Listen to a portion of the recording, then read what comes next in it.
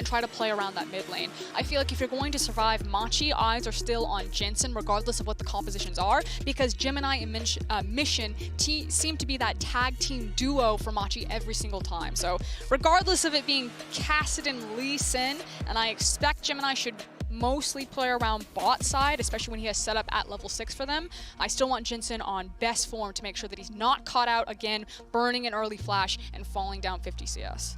Should be impossible. Going to be a big deal. You can't really afford to fumble here. Team Liquid, we've talked a lot about damage types. They are heavily AP on the top side. It is not just mid, it is not just jungle, but Shen, especially up until that Titanic Hydra, will be doing a pretty good split between the two damage types. So for Ornn and for Kassadin, easy itemization. Yeah, and that's the concern here, is that if this game does go very late, itemization, I feel like, doesn't really favor TL here, as well as Pantheon tends to fall off the later the game goes. So there is a bit more pressure and a bit more of a ticking clock, not just in the Kassadin, but also in that Ornn itemization for TL to really get the ball rolling and start this game off on the right foot, because otherwise this one can be really hard to crack.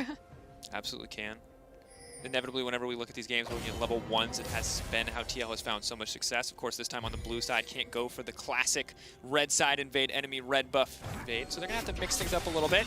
They will walk into the enemy team, but still confident to step forward. CoreJJ leaping in. Big Pantheon level 1, Conqueror already proc. That's going to be first blood. TL fans love to see it. Have they lost a game yet when they've started with a level 1 like this, Frosco? I don't think so. 100% when you go for the level 1 invade, and now the Senna no. is really making sense to me right there, as it's back-to-back snares into CoreJJ picking up the first blood. Having that early CC, it feels like a very practiced maneuver, very coached, very telegraphed and planned out of how powerful these champions can be in a level 1 invade situation. And massive start for TL. Taking time away from the enemy jungler, interrupting that pathing early on. Of course, Broxy gives up a bit of his own time as well, but Lily are going to clear through very rapidly, and this is perfect. It also gets better for TL fans. There's a ward, you can't really see it on your map right now because Gemini's covering it, that Impact walked into the jungle and placed on Gemini's red buff. So they have perfect information about where he's starting. So Jensen just needs to be a little bit cautious and a little bit careful that no shenanigans befall him with a level 2 gank, but you can see that Gemini going buff to buff, red to blue, while Broxa is looking for a full clear himself. Very early clear, prioritizing his smaller camps, Raptors and Krugs, as opposed to the buff.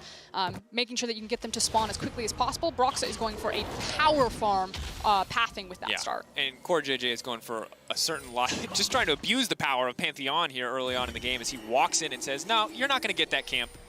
I actually love this play from TL. They are putting Gemini so far behind, chasing him off of camps. And again, because Brox has started Raptor and Krug and is now on his red buff, those camps will be spawning very early. I just think that there's a world here where TL, if they play out this early game pretty passively and like no more kills or skirmishing, although as I say that, CoreJJ's sprinting at Gemini, you could see like a 2-level, 3-level difference between the junglers Broxa and Gemini soon.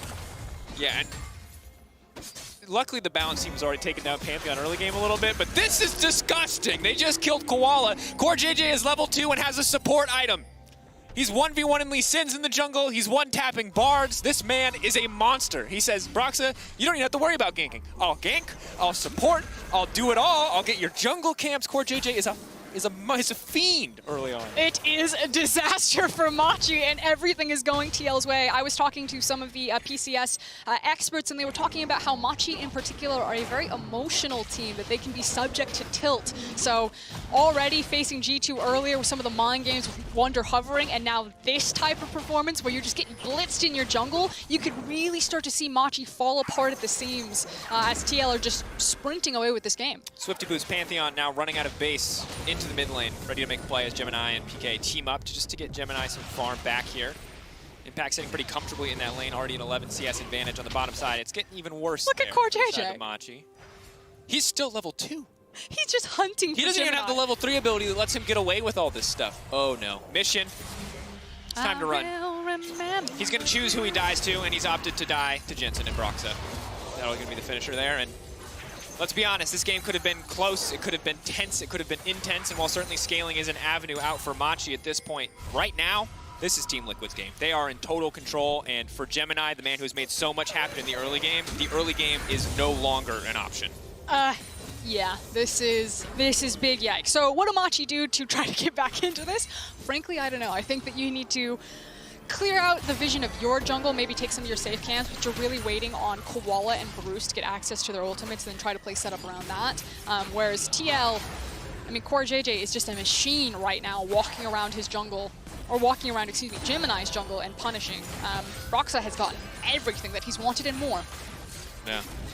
Very quickly snowballing ahead, 36-22. Again, just look at the CS numbers if you're not convinced by the lead. If the 2K gold lead at the top doesn't add up to you, it's only 3 kills and that doesn't seem like enough. Look at the CS and the story becomes very clear.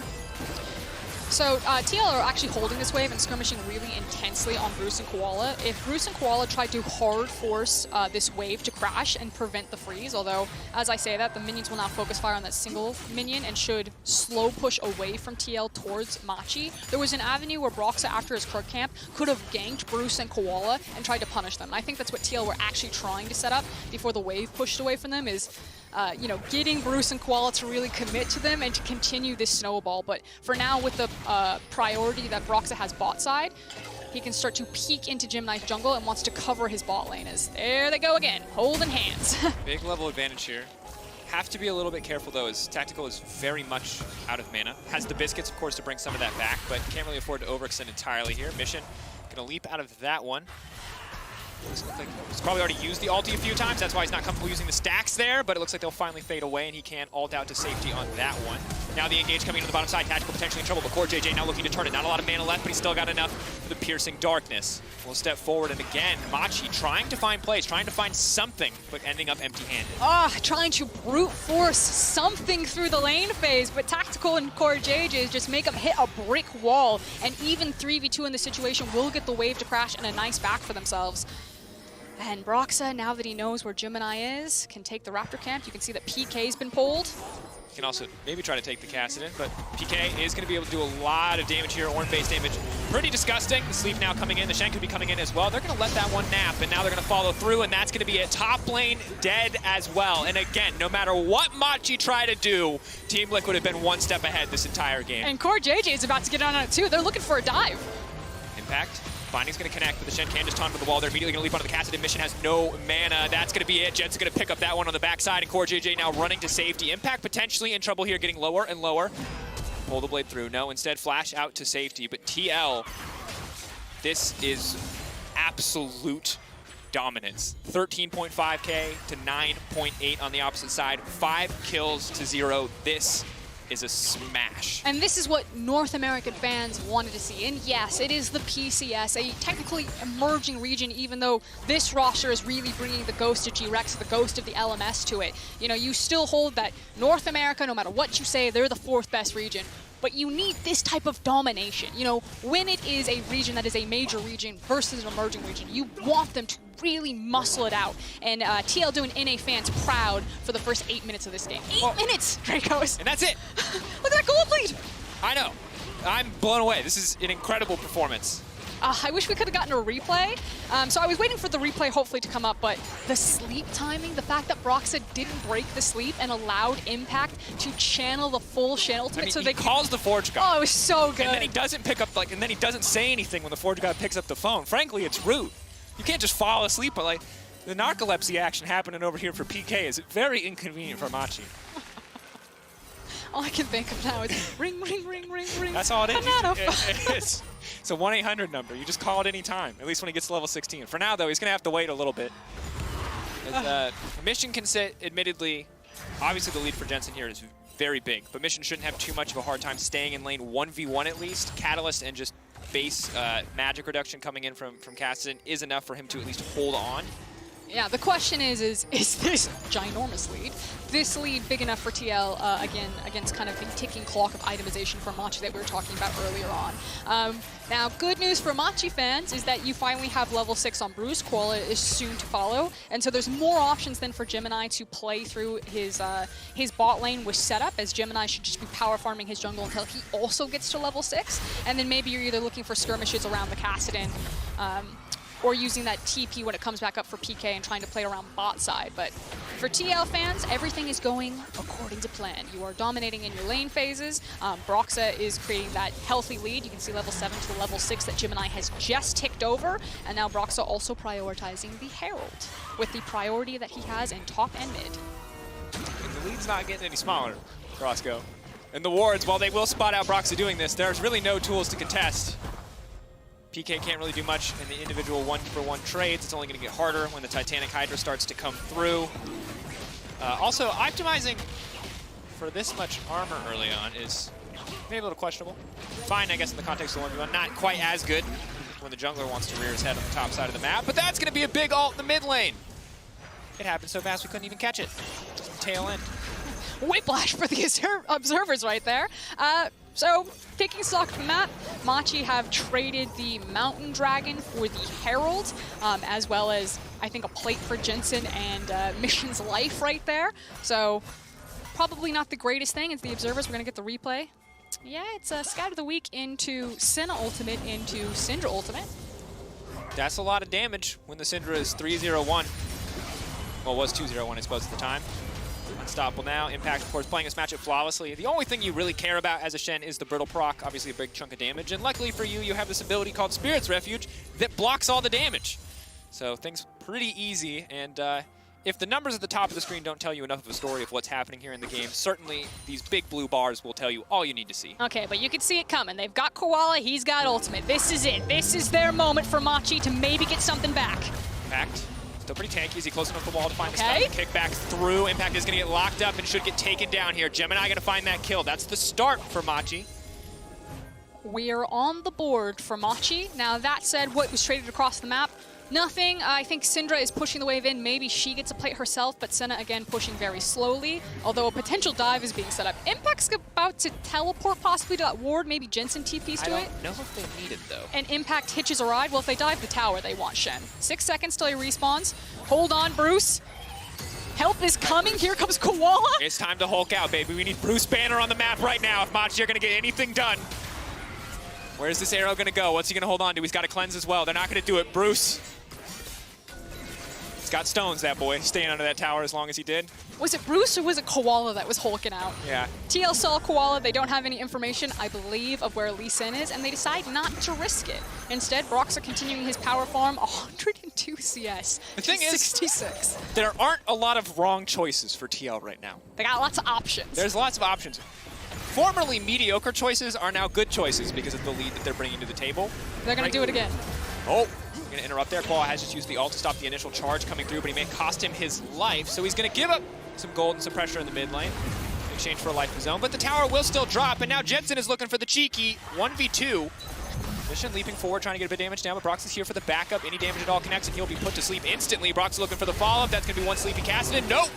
Now he's going to go to sleep, and now the finish comes through. TL, again, Jensen Unstoppable tells you everything you need to know. And you can see it written on Mission's face right there. Sits back in size, and there's just not a lot of options for MACHI. We just talked about how TL have all of the options and how they want to play out this map, as this gold lead is closing in on 10K before 15 minutes.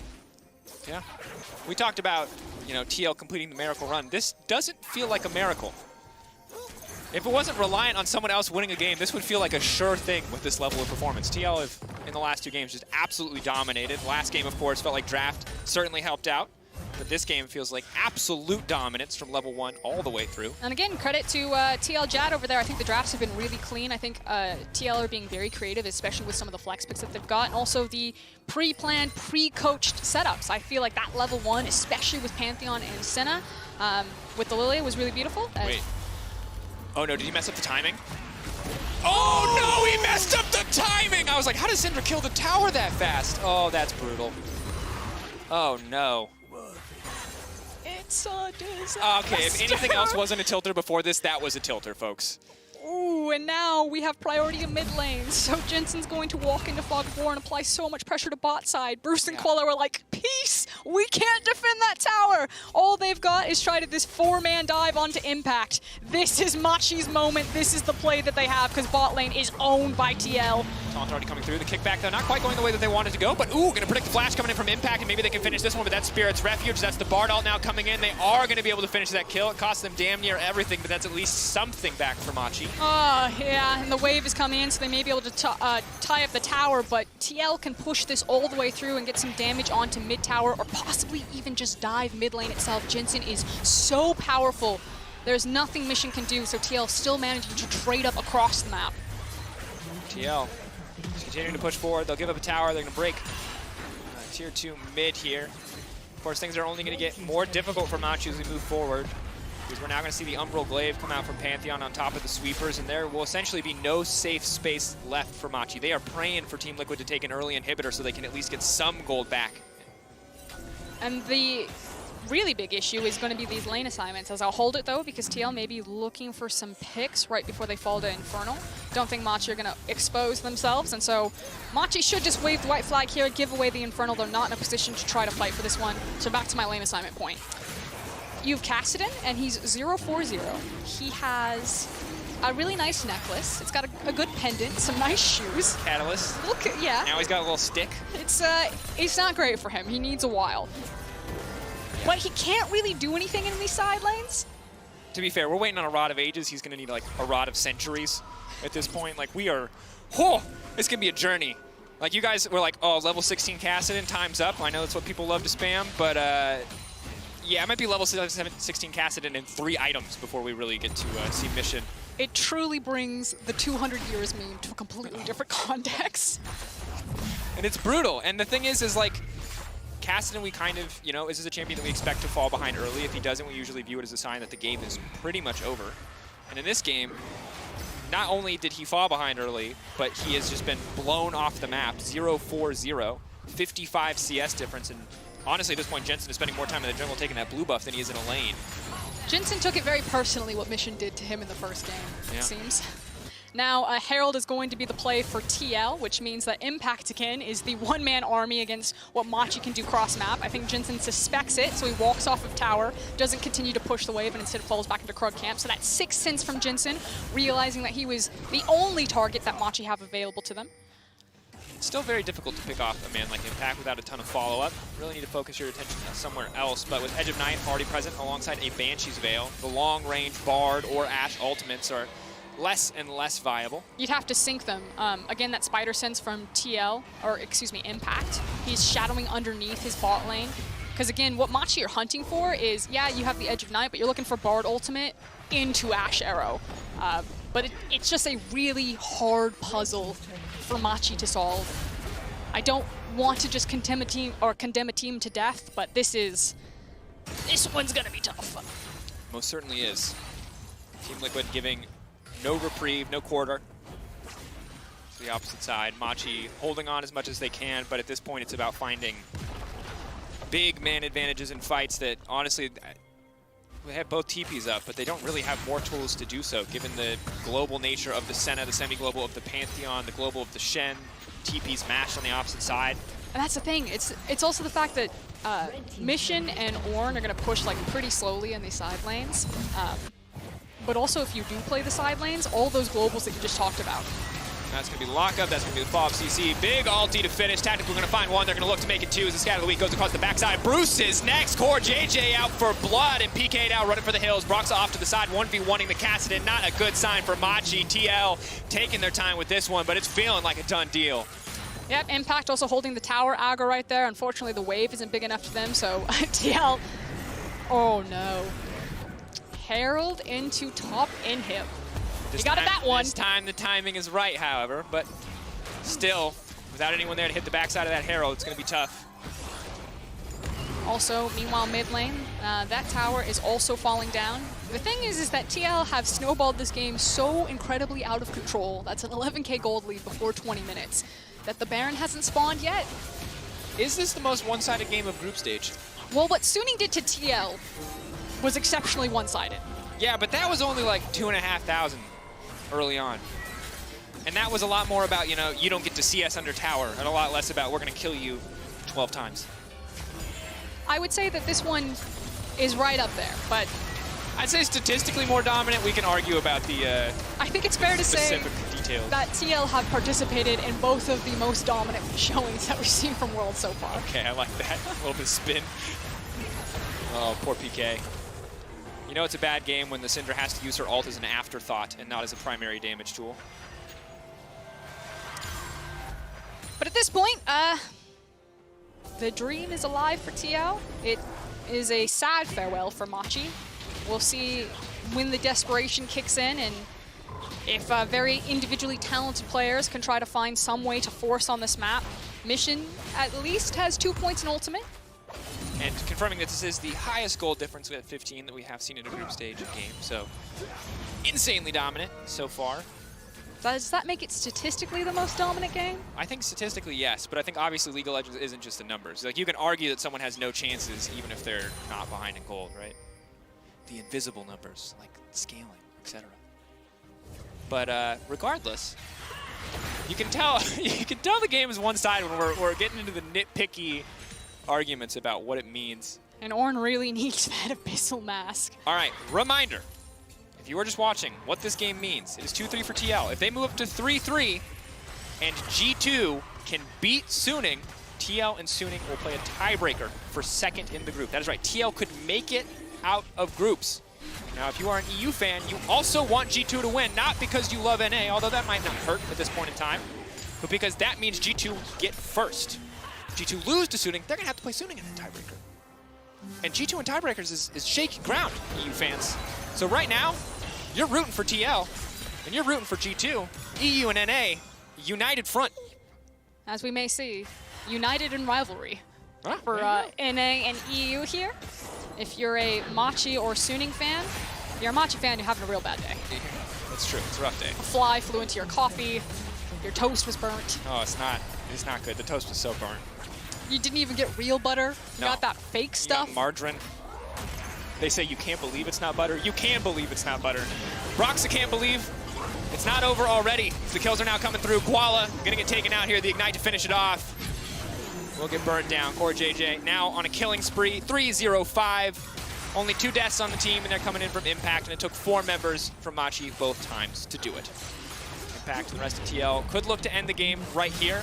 A small amount of risk in that proposition, but with PK getting locked up now, not so much anymore. That's all the engage options down, all eyes on Mission, but he doesn't really have the damage to close this one out. TL, though, running out of minions quickly. Will be able to grab at least 1 tower. Stud now going in. Core JJ gonna have to back off of that one. Maybe, just maybe, Mission could start to turn this one. Have they overstayed? Bruce stepping forward, slowly chipping away, slowly whittling them down, but that's gonna be Sleepy, and that's gonna be a tactical leaping forward, but he will get taken down by the Kassadin. Gemini on the backside, Koala coming forward, big ult going down. Core JJ locked up. Kassadin most certainly will fall here. Spear going in. Core JJ living for way too long, with the shutdown will come in. TL will now back off. Okay, Gemini may continue to chase, but I think he's relatively low health. So good news for Machi fans, you got 2 kills on Mission. Bad news for Machi fans, Mission almost fumbled that one with the timing on the Bard ultimate. I think it was the fadeaway Q, if I recall correctly, from the Kassadin. We'll get another look at this one. But they will at least live to fight another day as, I mean, frankly, TL pulling a little bit of a G2 here, staying very long in the base. You talked about kind of high risk versus, low risk versus high reward. The only thing that could have gone wrong is if Kassadin picked up, I don't know, pentakill here. Definitely would have been bad. Certainly 1 kill and a shutdown is less than ideal. And right here, you know, Mission, he goes in and just slightly mistimes it, but the fadeaway Q, yep, into a massive shutdown on Mission.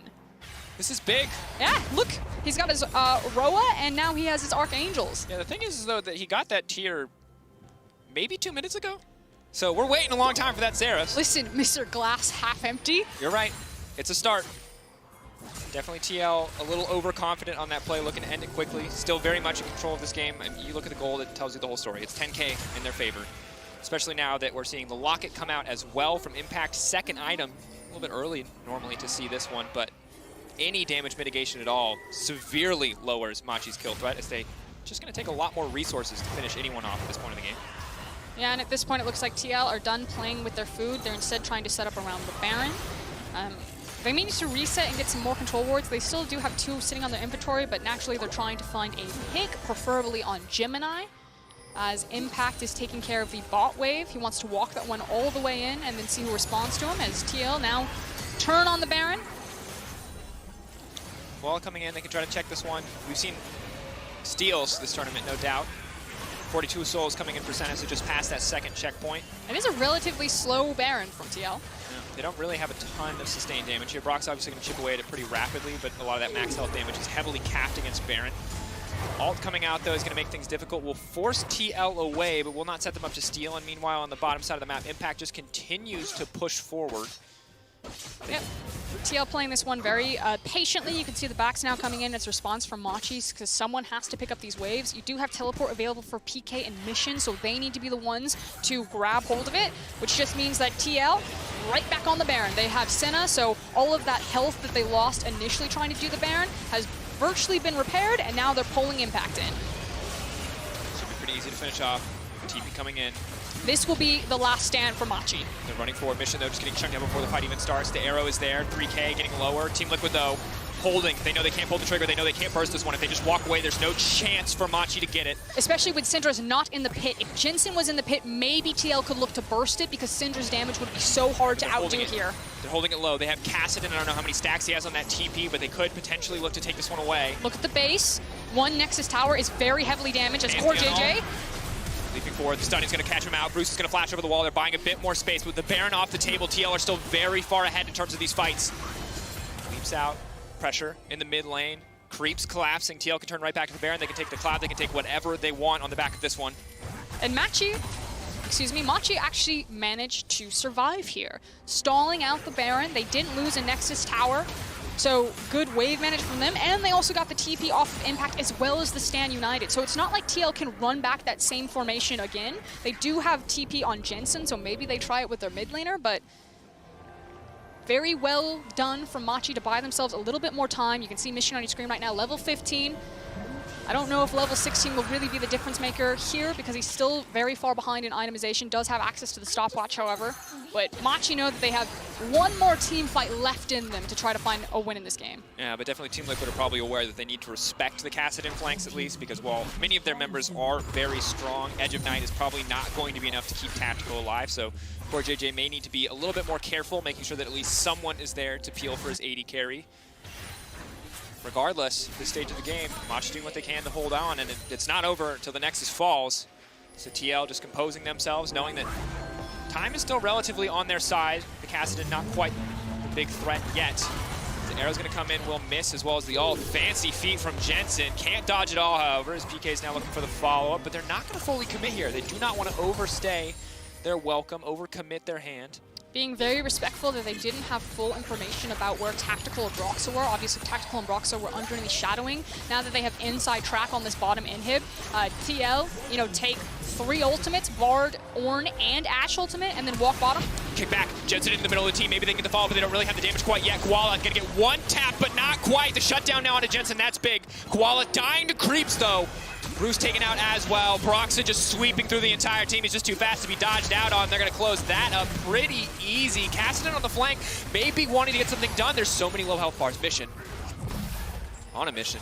Trying to find the flank, but it's looking like it might already be over. Core JJ ready to instantly stun the second Kassadin leaps forward. You also have the Stand United about to come up on Impact, and if they're not keeping perfect information about that cooldown, Mission might not even try to risk this. And because it's Kassadin, it's not like he can clear out or contest these waves.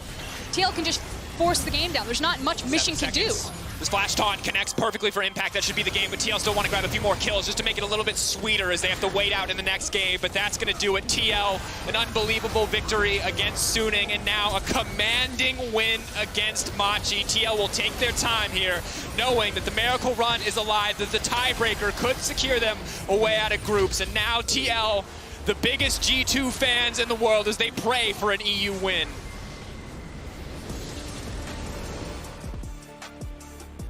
Outside of losing to G2 in the second time around, TL have done everything in their power to set themselves up to walk out of groups here. 3-3 on the day.